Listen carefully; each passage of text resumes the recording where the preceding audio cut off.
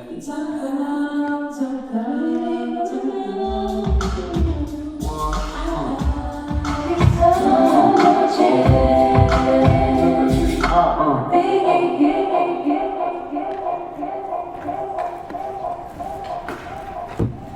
I aspired to be like Dr. King,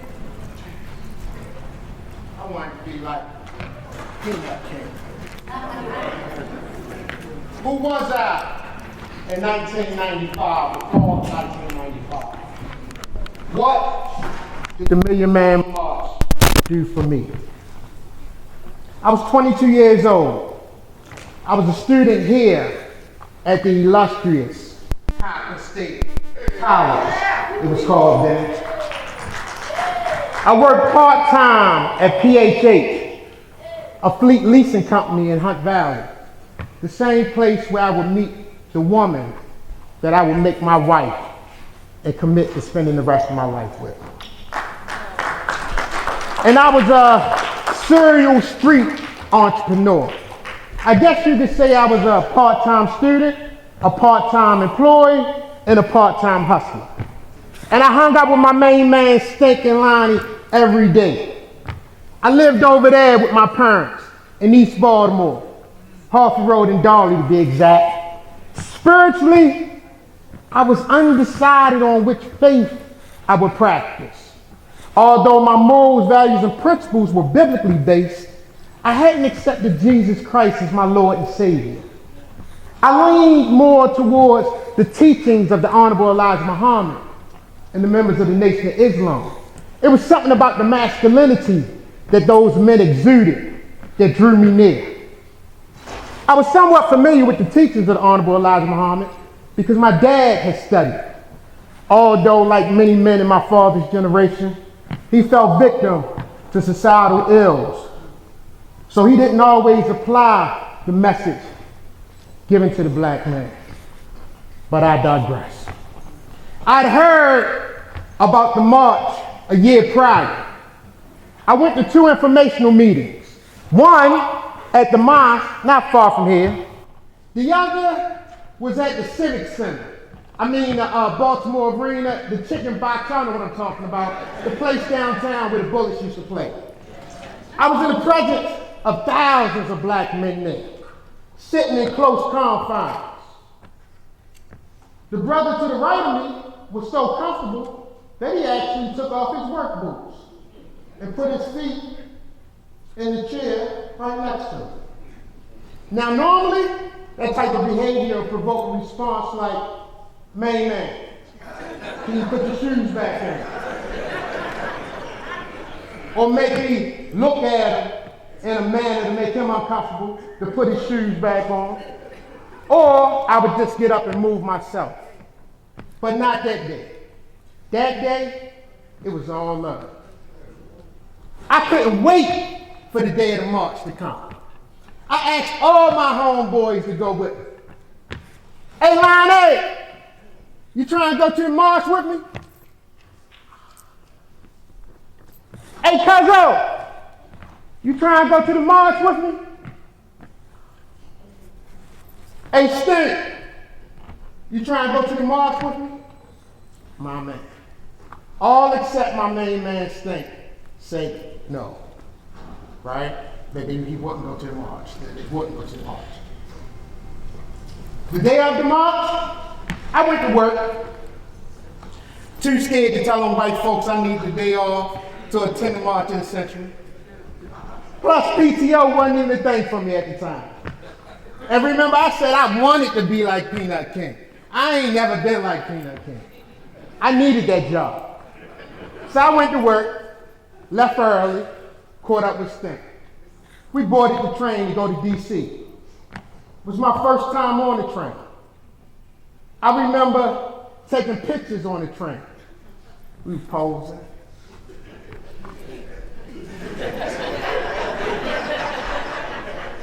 Man, I wish I had those pictures.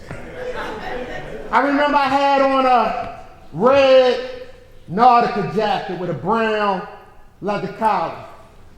I was fresh to death from head to toe. I wear a new outfit everywhere I go. Shit, I got a new outfit on right now.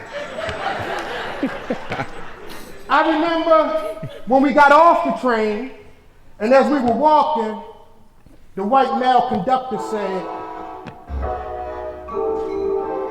"Don't play on the tracks. Don't play on the tracks. Don't play on the tracks." See, Stan, this is what the minister talking about. That's why we need to be here. My grandmother would always say to me, she'd say, "Man, you're going to be late to your own funeral." And she ain't never lied. We arrived late, but it was imperative that I be there. It was important to me to be on the right side of history. 30 years later, I wanted to be able to say, I was there. I was there. And not only was I there, I was impacted by being there. Black man, return to your community and right your wrongs. Black man, lead your community. Black man, be men to your community. That day, I accepted the charge given by Minister Louis Farrakhan. Before we got back to Baltimore, I already knew what we would do. I started writing a mentor proposal to work with 9th grade boys who were having difficulties transitioning from middle school to high school, because I understand that that's a tough transition for many people if they're not properly prepared. I remember when I was a freshman at Lake Clifton, I was one of 1,500 incoming freshmen. By the time we graduated, our class was no more than 300.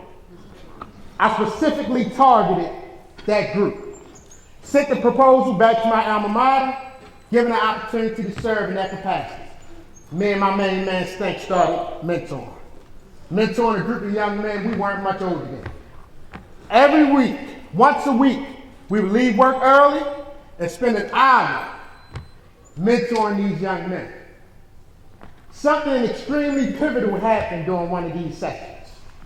It was an older gentleman, one of our sessions, a gentleman named Connie Lipscomb. He liked our vibe. He liked what we were doing and what we were presenting. And he asked us, he invited us, I should say, to his church. I said, sure, we'll go, if given the opportunity to meet your pastor. Pastor Kim Smith at Hebrew Memorial Church. So, y'all mentors, huh? This me.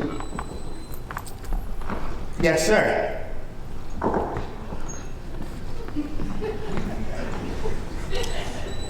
Do you even have a mentor? You 22, huh? Graduated college yet? What have you done to qualify yourself to mentor kids that you're not much older than? This needs my response. What have we done? We made it out the hood. As soon as I said that foolishness, I felt a sense of shame come over me. I ain't make it out the hood. I ain't even from the hood. I just be playing like I'm hood. Okay? But the pastor made some very valid points that time. Right? He made some very valid points. You see, our hearts were in it to serve at the time. But we weren't ready and prepared to be served. We were still kids ourselves, running up and down Harford Road doing what 22-year-olds do. We drinking, we smoking. I got a pocket full of weed. And every weekend, we at 32nd Street Plaza freaking everything that moved. I mean everything that moved. Harford Road, get your guns out. Get your guns out. Harford Road, get your guns out. Get your guns out. Yeah, in hindsight, we ain't had no business mentoring nobody kids. But the March, October 16th, 1995, it sparked something in me. It lit a fire to want to serve my community.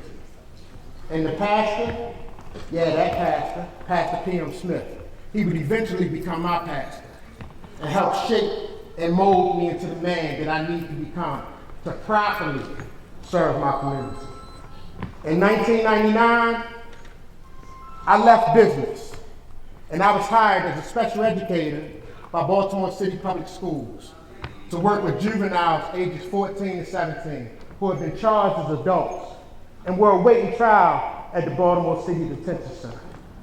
I've been a teacher ever since, 25 plus years. Righteously, effectively, and efficiently serving my community. I've worked with hundreds of young people.